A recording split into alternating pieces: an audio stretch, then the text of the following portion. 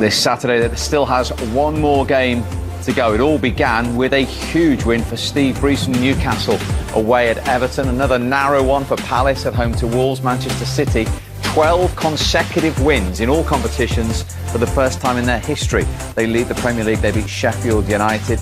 Big game at the bottom ended all square between West Brom and Fulham. Another draw between Arsenal and Manchester United. Stay with us because Aston Villa's trip to Southampton is still to come today. And 4 games, of course, for you tomorrow, including the champions Liverpool at West Ham and Spurs after that going to Brighton. So good day all round for Manchester City. 3 points themselves, just 1 for Manchester United. So a 3-point gap for Pep Guardiola's side, and they have a game in hand on Ole Gunnar Solskjaer's side. Arsenal up to 8th on 31 points. So no points today for Sheffield United.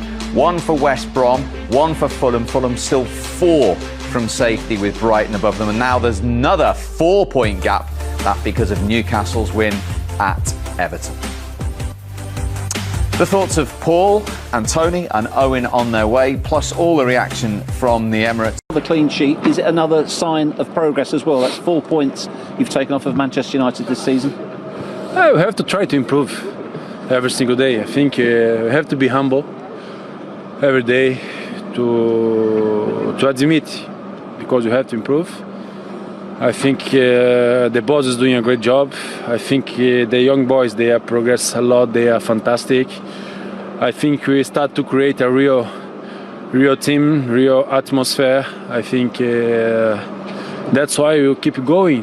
But football is like this. If you don't continue with the focus and the concentration, if you don't work hard every single day, the things can change. But I'm very, very happy because it turned around a very difficult moment in our season for a positive moment, and we have to keep trying and keep going. We know how strikers love to celebrate goals. We saw you celebrating, stopping the free kick with the fist pump. Is that what it meant to you? Yes, of course. I think one of the best players in the league, taking free kicks, shoots. Bruno is amazing. He can decide in these kind of moments. Free kick in this position as a penalty. And you have to realize when you play against a fantastic player, you have to try your best. And then he even spoke with me because he took the free kick quickly, straight after the whistle, to try to get everybody surprised. But I was happy because I was focused and then I could save the goal. As Arsenal's season has progressed, as you said, you've turned around difficult times. Has your ambition now changed as well? What do you think this side can do now? As I said, I think you have to be humble. Because we are far from the first positions, yes. So you have to think it game by game, improvement, game by game, and try to improve. And then in the end of the season, we're going to see how far you can go. The ambition has to be there. I think you have to be ambitious. Top 6? The ambition is to be there. It's to fighting for the first positions. The ambition has to be there. I never start something in my life without ambition. I think until the moment mathematically it's possible, you have to try. You have to try your best. You have to try winning game by game. So this is what you have to put in our minds every single day. David, thanks for talking to us. My pleasure. Very animated from David Luiz. Now, there's no way back in Tony Adams' day they would celebrate 4 consecutive clean sheets at home. That was pretty much standard. But this is the modern day Arsenal we're talking about. Is that encouraging progress back there? Well, since Arteta's been in charge, to be honest with you, Steve, he's got the resilience. He's got boys working hard, getting back behind the ball, you know, first and foremost. And not only Luiz today, you saw people like Martinelli. It's been a kind of theme, you know, bang yang in last year. It's a bit going the other way where the issues are for us, but he has got this squad of players defending. There's a difference between good defenders and getting back behind the ball. But first things first, he's got the whole group working hard to get back behind the ball. But when you look at that man, Edison Cavani, today, should Arsenal have had a clean sheet, Paul? No, he should have scored. It was disappointing, especially the first one. He had 2 really good chances. This is an open goal basically. How he's missed it, I really don't know. It does flash it across quite hard, but I think he'd be disappointed with that. I thought it was a poor game all around, really, Steve. There wasn't a lot of quality. There was these 2 moments, I think. But he has to score. This is what, 5 yards out. It's an open goal. Just open your ankle. It's it's 1-0 and that's probably the game done. But, you know, did United do enough to win the game? I don't think they did. You know, you're talking 2 games ago, Man United go top of the league. Everybody's talking about them going on to possibly win the league. I didn't see a desperation of a team wanting to win a game to go on to win the league. And this is not a great Arsenal team. I think this is a bang average Arsenal team. And United, they need to start winning these games. If they've got aspirations of winning the league, you've got to start winning big games at some point. They can't do it. Yeah, well, we'll give you a stat on that in a moment against the Big Six. Paul describes that one as a big miss. Is the other one a chance rather than a miss? Well, if you wanted to fall to anyone, it's probably him. But I think it's probably just behind him. I think the one thing the lads highlight before the game is movement. You know, he gets on the end of it. He's there, but it's just slightly behind him. From this angle, you don't really see it. But he's always on the move. You know, little subtle movements there. Gets in behind David Luiz, and I think from the other angle, you'll see it's just factually behind him. Does well to this one here. You'll see he's reaching for it and almost connects. The first one, with Scholes, normally it's in the back of the net. They had 2 good chances. Probably should have won the game, but I'm with Tony. I'm not sure the game really deserved a winner. I thought they really counted each other and almost seemed like they played for a draw, both of them, from the start of the game. OK, United then, against the Big Six. There we go. This season, you can see 1 goal, and they haven't won a single one. And that 1 goal was a penalty in a 6-1 home defeat against Tottenham. That certainly backs up your point about where they are in the head-to-heads at the moment. It's not good enough. You're not going to win leagues with them types of performances or results. I'm not saying performances, most of them haven't been great either. But you need to start winning these games. When you're playing against the teams around you, it's amazing what boost it gives you. You think you go back to when we played against Arsenal. If you beat Arsenal, it's a big boost. You've done them, you've knocked their confidence. You go on even more stronger and more confidence. And I'm sure Tony felt the same. If they come to United and they beat us, it gives you such a boost. But United, they just can't. I know Tottenham are in that, but they're not the ones going for the title. You talk about your Liverpools, your Manchester Cities.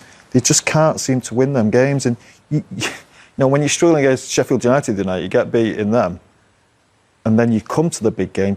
You have to win these games. They just can't find a way of doing it. Bruno Fernandes has been disappointing at every single one of them. He's had great numbers, great assists, great goals.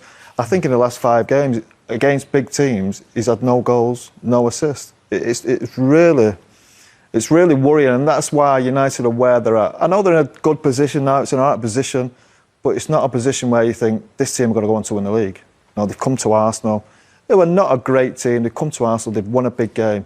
They can't do it, and there's no desperation to do it. I don't see them throwing bodies forward.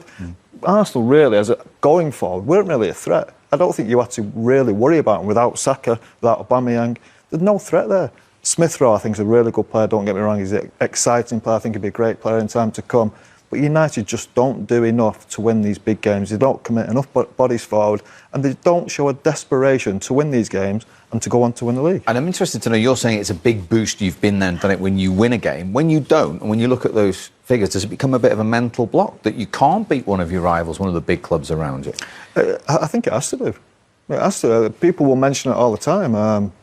Even the Bruno Fernandes thing now, people will start saying to him, you can't do it against a big team. And it will definitely play on your mind, there's no doubt about that. And it will be playing on these players' minds.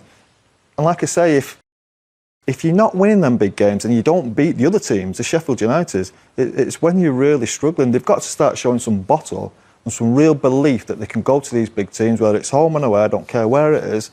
If they're going to win trophies, they're going to win. You think of the 4 semi-finals, big games, lost them all in the last year or so. There must be some kind of mental block there that they have to get rid of. And it does come down to mentality. Your great teams have that in abundance. Absolutely. It's hurting, that is, when he's talking about Arsenal not being a great team, and then... Are you going to disagree with him? No, I'm not. And then you're kind of saying you can't beat this team, and I agree with him. United, they were, when we were rivals, they were the benchmark. And like you say, you go to Old Trafford and you beat them at Old Trafford, we win the league. That was the bit. Yeah. Both teams are not in that level. They're not up to that level at the moment. I just thought today, lack of concentration, highlighted that before the game. If they had taken the chances, United would have won, but there was too many players on the United team and Arsenal team that were non-effective today. You know, they kind of got back behind the ball, done their job defensively, but around the other side, on the offensive, they were non-existent. You've been in that elite environment. You were in that special group in 08 that Wes Brown was telling me the other day should have won the treble, like these boys did, actually. And he was more disappointed they didn't win the treble than the fact that you got the double. That was the standards. Why isn't there that desperation at the end that Paul's talking about then from this group of players, do you feel? Whether it was what happened against Sheffield United, I don't know. But I thought actually both teams looked like they played for that result in a way. I thought they both set off each other. What good is a point to either team? Nothing. It's not good for either, really. Arsenal, they're in 8th now. They were 9th before. So really, I know that they're 6 points off top 4. So that maybe they're just thinking let's chip away. But I think for United, a couple of weeks ago, they were top of the league now. All of a sudden now that gap to City, plus City have a game in hand, plus they have better goals. That's what could potentially be 6 points with the goals at 7. So all of a sudden being top, that gap now to City, and they're flying City. So I think for both teams, it was in a way it was a must-win game, and I think they just showed each other too much respect. I understand Arsenal play the way they do because they're missing a lot of big players, important players. It's okay for them to play on the counter, and have less possession. But I thought for United, I think at times top big players have saved them this season, haven't they? Whether Bruno Fernandes or Rashford or Pogba or Cavani. But today, they needed a special moment from someone, and it just, they didn't get it. Is that fair what Paul's saying, that the big players